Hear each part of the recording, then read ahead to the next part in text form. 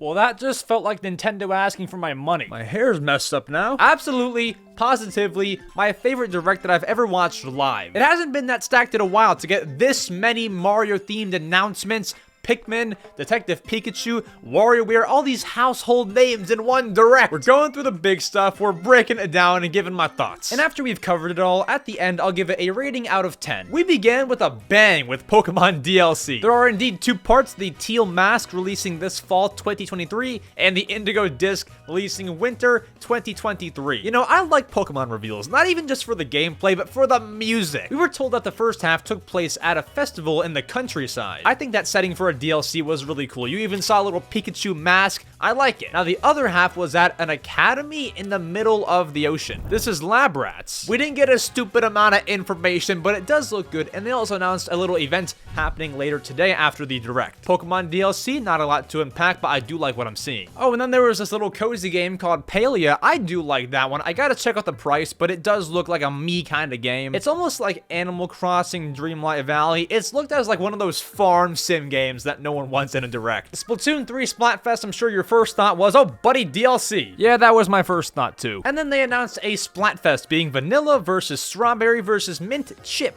This taking place Friday, July 14th at 5 p.m. Pacific time to Sunday, July 16th at 5 p.m. Pacific time. For me, I'm choosing vanilla. It's just the safest pick. Strawberry is cool too, mint chip. I think strawberry probably wins though. We also got a new challenge called Foggy Notion. I thought it said Froggy Notion when I first saw it, but it is Foggy Notion. I certainly don't mind Splatoon 3 news, but I thought maybe put the Splatfest on Twitter, not in a Direct. I guess you gotta put some more household names in there, I understand. Then, one of my favorite announcements in the whole Direct. I've been waiting on a Detective Pikachu game ever since I bought it at GameStop for about 35 bucks pre-owned. I should have bought it new. And so when I saw this, I was jumping with joy. This was what I wanted. Now, you know, the guy on Twitter, Puro, actually leaked this announcement.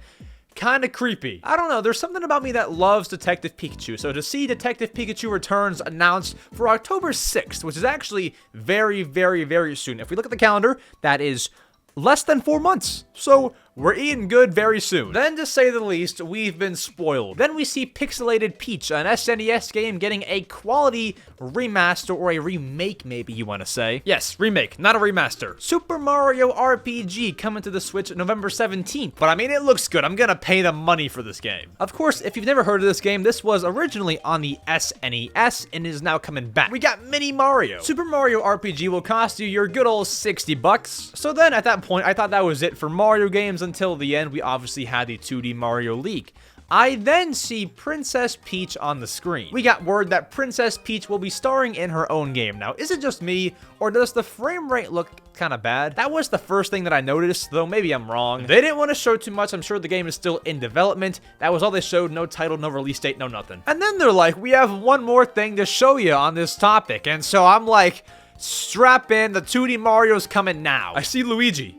I see a flashlight. It only means one thing. I thought it was Luigi's Mansion 4. Then I heard the sound effects, and I didn't want to say anything or sound stupid, but I did think it was Luigi's Mansion Dark Moon. Then I thought it was Luigi's Mansion GameCube for some reason, because I feel like that makes more sense than Dark Moon. And then I saw this ghost and thought, well, that's not Luigi's Mansion GameCube. Then, sure enough, they confirmed Luigi's Mansion 2 or Luigi's Mansion Dark Moon, depending on your region, is coming to the Switch from a 3DS to the Switch. You don't see 3DS to Switch ports very often. You see Miitopia, but that's probably the most notable one. Then we got some third-party games like your Batmans getting copyrighted for Just Dance 2024. Actually, they didn't copyright me. Pokemon did. Not what I expected, but okay. Then Fae Farm. We knew about this game. It's coming to the Switch. Another one of those cozy type games. It's actually a Switch exclusive, so if you're an Xbox or a PlayStation player, well, get a Switch. If you're watching the video, I assume you have a Switch, but anyway. Hot Wheels Racing, I thought looked a lot like Disney Infinity. That's probably just me, though. Overcooked for Cars. Mario plus Rabbids Sparks of Hope DLC. When your own CEO says it should have been on the successor to the Switch,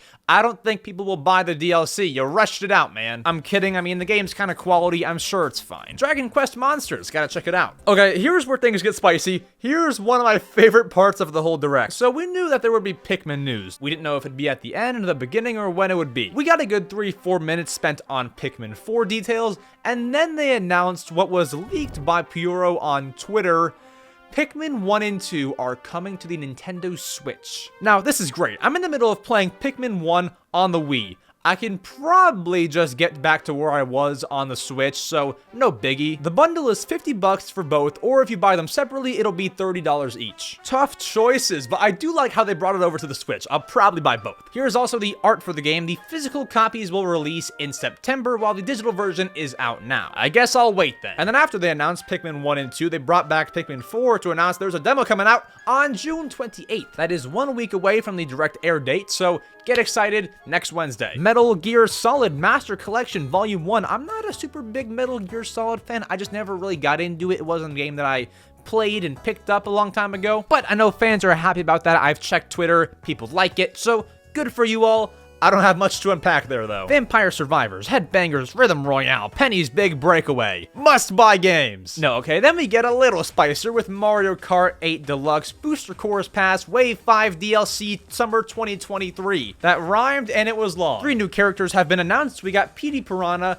Wiggler, and Kamek. Kamek. Kamek. Kamek. Kamek. Kamek. Kamek. Kamek. Kamek. Kamek. Kamek. Kamek. Comic? Then a new course was revealed, Squeaky Clean Sprint. This kind of reminds me of Chibi Robo GameCube. I mean, it's probably not based on that, obviously, but the wooden table, all the soap situations, it kind of reminds me of that game. Then we had Star Ocean The Second Story R, and then 2 Joy-Con controllers. Then action. What and what? It certainly doesn't look bad, but this is how you get someone to buy your game. WarioWare Move It has 30 little micro games. This will cost you $50. Prices are all over the place today. This game releases on November 3rd, 2023. Hard to say whether or not I'll pick it up after that, but I'll consider it. It looks pretty fun if no one's watching. Nintendo Live details were also shown off, but it's nothing that we didn't already know. Then Zelda Tears of the Kingdom amiibo wave number 1, or is it 2 because Link was 1? One of those two. We got a Zelda amiibo, fantastic choice of a pose here. The only other one that I thought that would be better is the one where she's eyes closed with the sword, though I certainly don't mind this one. And then they went with the Great Ganondorf pose. If they chose anything else, I'd be so upset. Nope, they did it right. The good old Ganondorf lunge. Okay, see, that one I might have to buy. There's even an extra big platform for him. That's how you know. He's one of the better ones. And then maybe the Sage amiibo is announced in September? You would think later on. Okay, well, main event here. Super Mario Bros. Wonder. The title, I mean, I like it. It's not what I expected. Super Mario Bros. Wonder. You would think it like Super Mario Bros. Deluxe or Boom or Pow or Bam. Not Wonder. When this game was revealed, I didn't know if I liked it at first. It was very weird. And then as they showed more gameplay, I did come around to it, and as of right now, I'm so excited for it. I've come around to it officially. But I think the main reason for me not liking it immediately was just because it's not what I expected from a new graphic style. I expected something similar to the Mario Bros. Wii U games and the Mario Bros. Wii games. Not quite this. So with that, it's certainly safe to say they exceeded my expectations. I mean, some things even look like they were made by AI. Not that it was, but it just looks like it. Futuristic, so to speak. Now, I would want this in Mario Maker 2, though I feel like that is a gigantic update to deliver after the game is kind of done with updates. So hopefully we'll have this kind of texture in Mario Maker 3, maybe on the next console. But in terms of gameplay, I mean, he's an elephant. The music being used in the back was very, very peaceful. It seems like a lot, but I think there might be a small learning curve that we'll get used to very easily. I'm not saying that it's going to be the hardest game ever. It's just different. We didn't have to do all these things in the previous Mario Bros. Games. I do think in the end, once you kind of learn all of it, it'll be very easy, and it'll be one of the better Mario Bros. Games, I think. And I don't want to sound like I'm complaining. This game looks great. I'm excited and I'm ready, but these were my immediate thoughts. Talking Flowers, I like. That's a nice little touch with some high-pitched voices. It's cool. You got some cool words popping up on the screen. I mean, in recent times, Nintendo's never really let us down with the Mario Bros. Game, so I don't think they will do that here. I hope for online multiplayer, though I think that might be a bit of a hefty wish. I mean, Mario 3D World had it. It should be fine. But that was the perfect way to cap off the Nintendo Direct. I think this is my favorite Direct, as I said, that I've ever watched in my life. You can go back to one from 2016, and yeah, maybe it's pretty cool, but I honestly wasn't even watching Directs back then. This is the best one I've ever seen. Do I have to go and binge watch old Directs so I can find a better one? Please let me know if there's a better one and what your favorite Direct is. Also, what you would rate this Direct. I want to know. What do you rate it? For me personally, I will give this Direct a final rating of 9.2. Let's give it a 9.2 out of 10. There was so much stuff that I was a fan of that is in here, like Splatoon, Pikmin, Mario, Luigi's Mansion, Detective Pikachu. I loved it all, man. Anyways, thank you all so much for watching. I'll see you all in the next one on the podcast. We'll probably talk about it too. I'll see you then. Adios.